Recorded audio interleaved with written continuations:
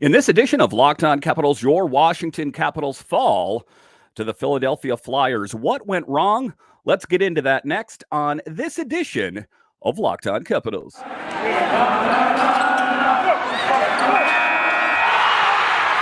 Your Locked On Capitals, your daily podcast on the Washington Capitals. Part of the Locked On Podcast Network, your team every day.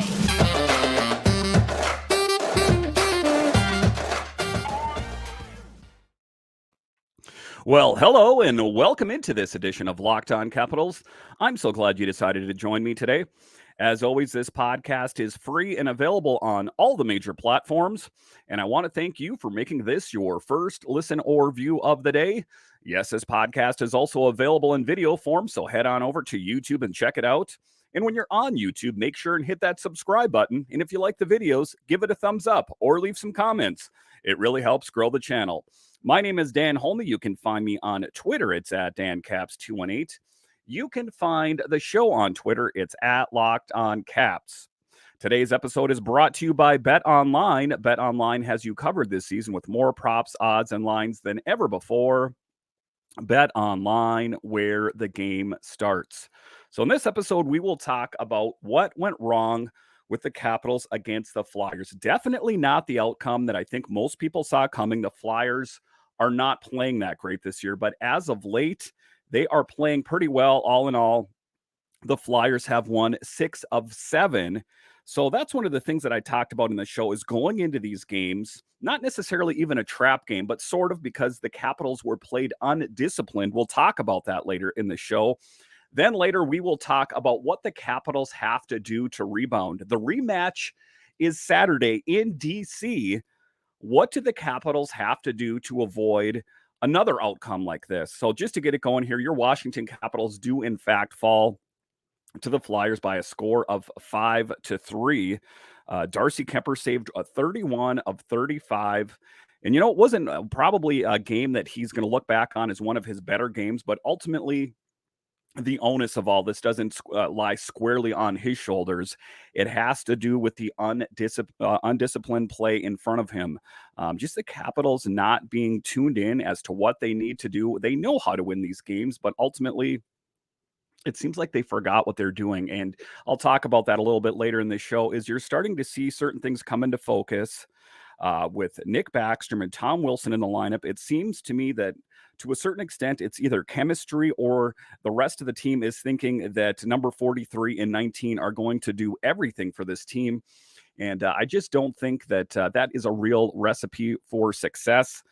Travis Konecny recorded his second career hat trick, scoring the final goal into an empty net with 13 seconds remaining to ice a game Washington had multiple opportunities to not in the final minutes, writes The Athletic. And, it was one of the games the Capitals got off to the right foot, but they had that comeback. They had that pushback in the third period. There were times watching the game that I thought they were going to come back. You saw that goal by Marcus Johansson, and then, the Capitals pulled the Darcy Kuemper and they got the empty netter. I'm like, well, that's it. It's all she wrote. That's the end of the game. And, it's one of those games, I think the Capitals went into and they saw that, well, we're playing the Flyers and the Flyers are not playing that well this year. We should have an easy time against them. And one of the things they didn't anticipate was the Flyers' hunger. They know that they're probably, unless something crazy happens, they're not going to make it into the playoffs. So they would love nothing more than to play spoiler to a team that might, and have potential for doing great things in the playoffs. And there's kind of a long history, a rivalry, if you will, between the Capitals and the Flyers. You see, several years ago when they faced them in the playoffs, that kind of thing, that was a Flyers team that was a lot better. But I think some of that is still a bit of a hangover there. And, at the end of the day, they're two NHL teams that want to beat each other, right? And the Capitals are higher in the standings, but the Flyers, they're hungry to prove, and John Tortorella is hungry to prove that his team has what it takes. And they had that good pushback. Travis Konecny coming up big. The Capitals got goals by Garnet, Hathaway, Marcus Johansson, and TJ Oshie. Who also got 31 saves from Darcy Kuemper. And like I talked about off the top there, Darcy Kuemper, got the loss on this one. The loss was just their second in regulation in a dozen games. And, just like I say, this can't rest squarely on Darcy Kuemper's shoulders. I mean, if the defense and the players in front of him are not playing the way they're supposed to play, he can't save everything. You see this quite often around the NHL where you see this really great goalie who plays well on one team. That one team has really great defense. And then that goalie, his contract is up and he gets picked up on a team and he goes somewhere else and he plays really poorly. And everyone kind of wonders, well, what happened to him? He was such a great goalie. See Braden Holtby when he left the Capitals to go to Vancouver. Is the defense is poor. And, Darcy Kuemper is only as good as the players in front of him. He's not the only guy on the ice. He is reliant on the defense and the other players in front of him to help make those great defensive moves, to kind of clear the puck, to not keep him under pressure the entire game. And I'm not saying that none of the blame goes on him, but we can't put this one squarely on Darcy Kuemper.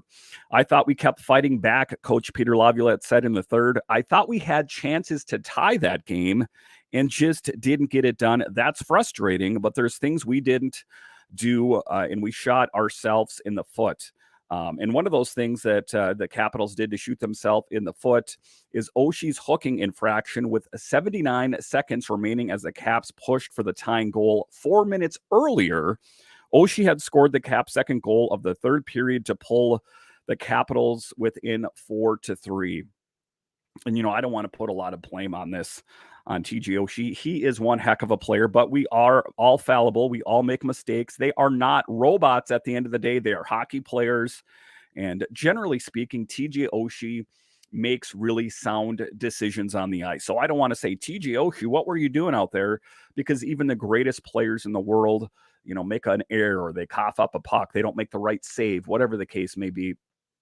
So TJ Oshie scored a goal, and then he had, an infraction there, which caused the Flyers to score a goal. It happens, but, it's one of the things is that you got to learn from your mistakes. And a little bit later, we'll talk about what the players thought in particular. We know what we're talking about here.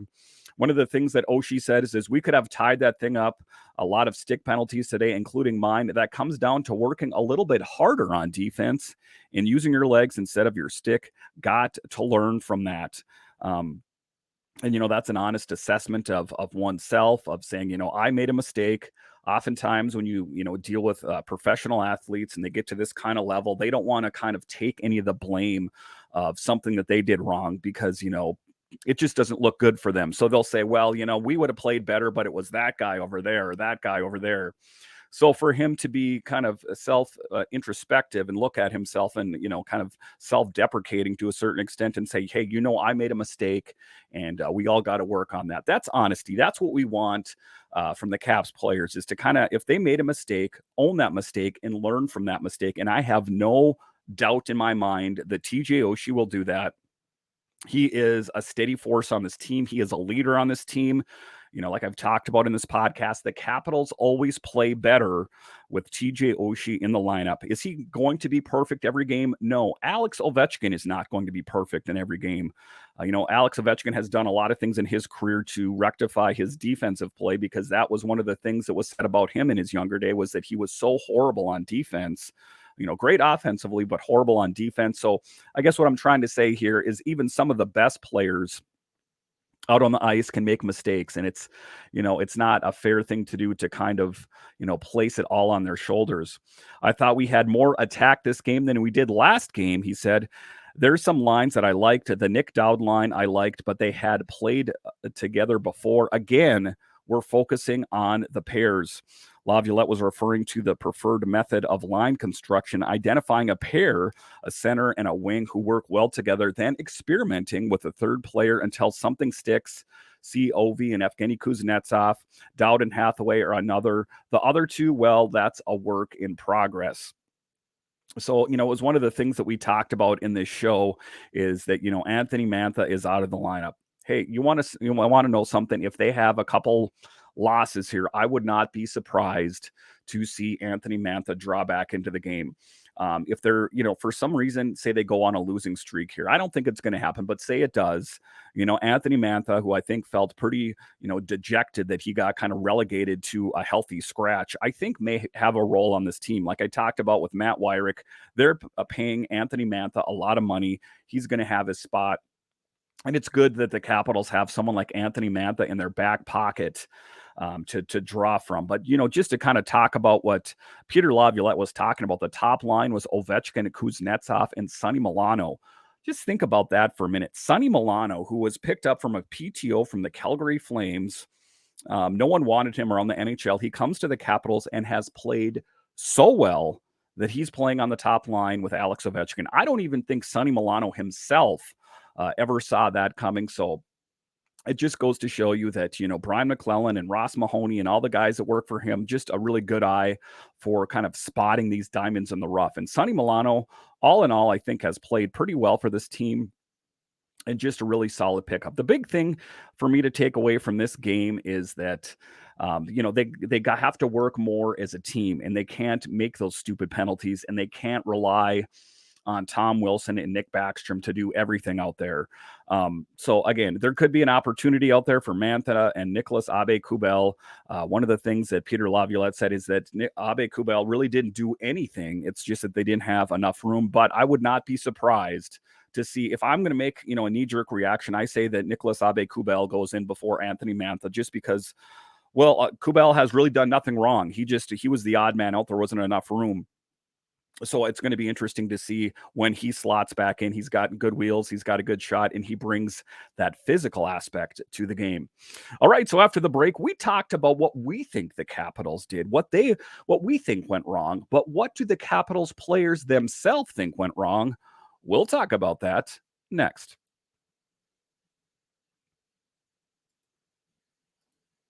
BetOnline.net is your number one source for sports betting info, stats, news, and analysis.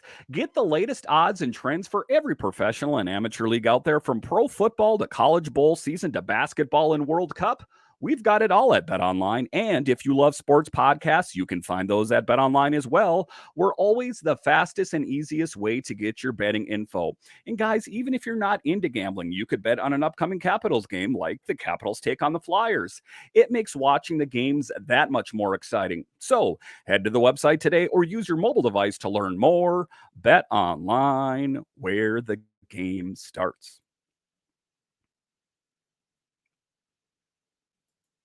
All right, welcome back into this edition of Locked On Capitals, where it's your team every day. In this episode, we are talking about your Washington Capitals as they fall to the Philadelphia Flyers. A game I don't think that anyone really saw the Capitals losing. The Caps have won some good big games against some big opponents, but then they go into Philly, they play the Flyers, and they fall. It happens. I mean, some of the best teams out there can fall to a lower opponent. Why is it? It's the lower team that's hungry. They're more hungry than the Capitals in this case. The Flyers were more hungry. And like I talked about, the Flyers, again, I don't see any real great things from them this year, but they have won 6 of 7. So they are trending in the right direction. Is there something crazy out there that could happen and the Flyers could make a push? I guess anything's possible. I personally don't see that happening right now, but in this segment, we will talk about the Capitals players themselves. What do they think went wrong? TJ Oshie, when he was talking about, what wasn't working on the offense, he says they were doing a pretty good job trying to keep us to the exterior in the O-zone. We struggled a little bit breaking the puck out and moving down the ice and getting it deep. So definitely not our best.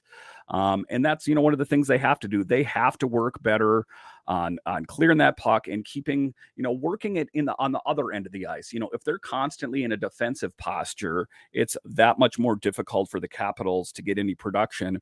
On him struggling relating to the line changes with Backstrom and Wilson still acclimating, he says, I don't know if we can put too much into that. Really, I think most of these guys have been playing at a pretty high level for about a month and a half here, and you're bound to have a little lull at times. At times, when you're winning games, I feel like the other teams elevate their game a little bit. I think they're on a little bit more of a run here of finding success. So we definitely got to be sharper, but I think we came out pretty good tonight. I guess, that is an interesting take on it considering the outcome of the game. But, that was one of the things that I had spoke of off the top of this show is about the chemistry with the Capitals. Wilson and Backstrom coming to this team. On paper, it seems like a home run, right? It does. You see Wilson and Backstrom have this long history with this team. The question, and the thing about it is the Capitals were playing so well with the lineup before they were in it, before Wilson and Backstrom. They got used to the players that were on the ice, and I think to a certain extent they felt like they had to try and push that much harder. So when they came out of the lineup, now all of a sudden it's Wilson and Backstrom. And I think kind of subconsciously, they kind of sat back on their heels a little bit and said, well, we don't have to maybe try as hard as we once did, right? And you can see the outcome of that. That is not TJ Oshie's assessment of things, but as an outsider, as someone that watches the games, that's what it appeared to me on things coming together in the third period. Yeah, I think besides a couple of penalties, I think maybe we could have tied that thing up. A lot of stick penalties today. And that's what he was talking about there on Backstrom getting his first point. Definitely. I told him earlier that I was struggling trying to get him the puck tonight. So it usually works out better when he has it in his hands and gets it to me. So it's always nice to get one on the tape from 19. He's going to get the assist. That's for sure. But I'm sure it's nice for him to get that one as well. So, that's, you want to get that production from Backstrom as well. The real pleasant surprise for me about Backstrom is that the outlook for his procedure was that he was going to come back at the end of the season, maybe the beginning of next season. He has played, and he doesn't look like he's in any noticeable pain. I guess I'm not in his body to know what's going on, but from observations, it seems that he is playing better than he has ever played.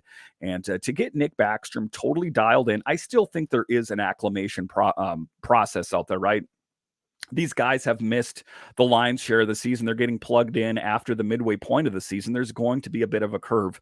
Nick Backstrom has said as much as his first game back was the most nervous he's been in a long time, just because it felt so foreign to him that these guys were kind of all working in a direction. And, a guy that's been on the team for a long time who kind of stepped in and it's like, hey guys, remember me? And I understand that they've all been practicing together and that kind of thing, but nothing replaces those real world reps. And I think, eventually that Nick Backstrom and Tom Wilson will acclimate. I think that it's messing with that chemistry a little bit. The Capitals were playing so well before they came in that it's going to take some time. Garnet Hathaway, who's that sandpaper personality out there, along with Tom Wilson on sustaining pressure and what led to turning things around. I think we have to continue to focus on those big momentum swing shifts. We got a couple of the other first power play. That's the way we want to start. And when it goes in, we're already fighting back. We want to score the first goal of the game, and we didn't. So we're clawing back. And the analytics on the Capitals are that. And it's similar to a lot of the other teams in the NHL. Is the team that scores first generally wins games. The Capitals are well known for their resilience in the second period, but the Capitals ultimately, like a lot of other teams, they always perform better when they're playing from ahead than trying to claw their way back into it. That's kind of been one of the bugaboos of the Capitals for some time. Garnet Hathaway talks about online combinations. We've all played with each other enough at practice that we know each other's tendencies. I wouldn't say it was sticking your toe in the water for the game to try and create connections. I think we just didn't execute. And we didn't work hard enough to get the puck back. I think as the game went, we started to do more and more, and we need to bring that momentum 2 nights from now when we're playing that team. And that's what they have to do. And it's going to be a bit of a payback for the Capitals. They're playing at home in DC.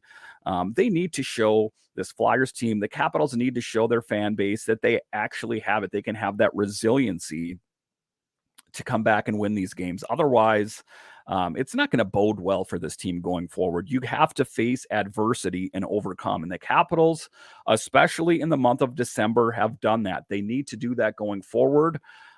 If you remember this team in the beginning of the season, if they faced any kind of losses or they came from any kind of deficit, they kind of just folded into each other and they lost the game. But the Caps need to take the success of December and keep that rolling forward through the remainder of the season if they want to have any success going forward.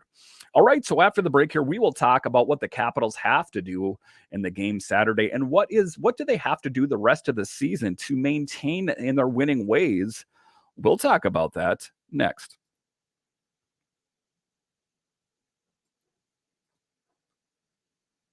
Looking for a delicious treat but don't want all the fat and calories? Then you gotta try a Built Bar. We just got through the holidays, and I know my goal is to eat a little healthier this year. If you're like me, you want to eat healthier but don't want to compromise taste, then man, I've got the thing for you. You gotta try a Built Bar. With Built, healthy is actually tasty. Seriously, they're so delicious you won't believe they're good for you. They're perfect for your New Year's resolution. What makes Built Bars so good? Well, for starters, they're covered in 100% real chocolate. That's right, real chocolate. And they come in unbelievable flavors like churro, peanut butter brownie, and coconut almond. I'm not sure how they did it, but Built has done it again. These bars taste like a candy bar while maintaining amazing macros. And what's even better is that they are healthy. Only 130 calories and 4 grams of sugar with a whopping 17 grams of protein. So, we've talked about for a long time that you can order Built Bars at built.com, but it gets better. For years, we've been talking about that, but now you can get them at Sam's Club and Walmart. That's right. Head to your nearest Walmart today, walk to the pharmacy section, and grab yourself a box of Built Bars. You can pick up a 4-bar box of cookies and cream, double chocolate, or coconut puff. If you're close to Sam's Club, run in and grab a 13-bar box with our hit flavors, brownie batter and churro. You can thank me later.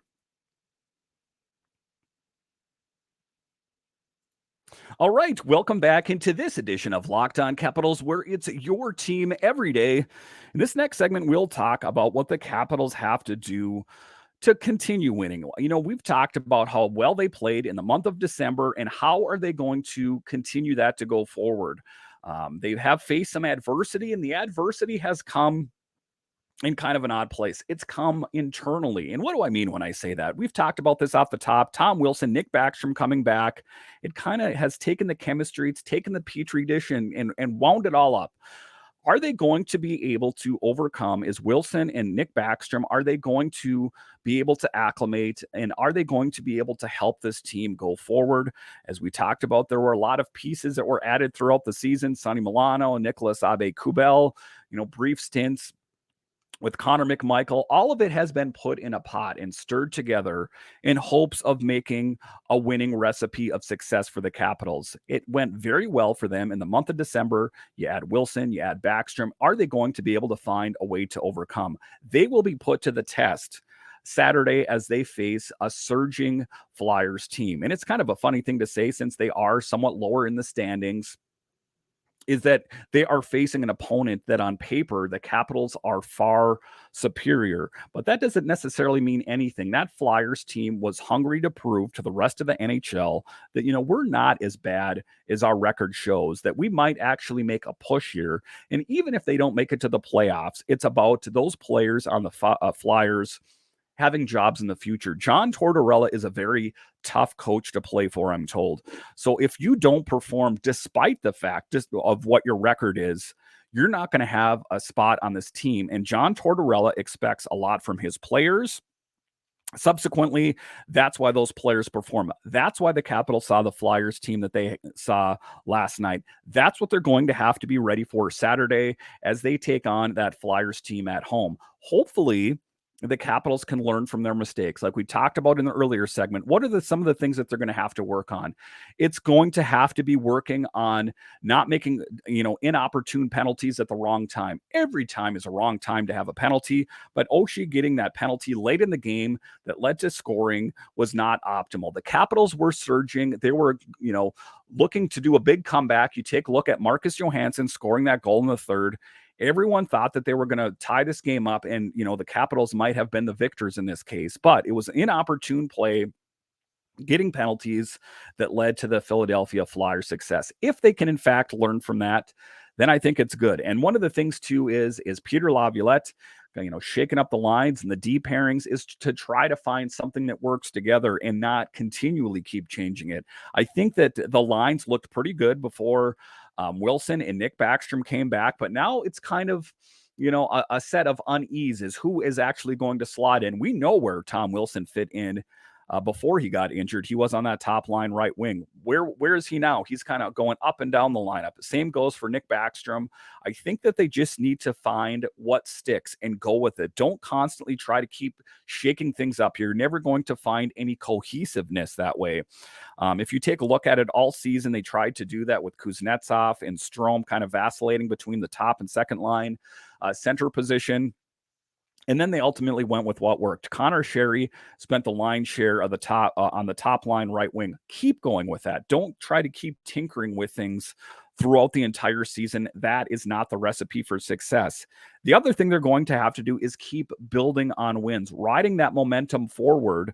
And that's what the Capitals are going to have to do. They are sitting in a lot better position right now in January than they were in October, November. That's for sure. But you can't rest on former glory.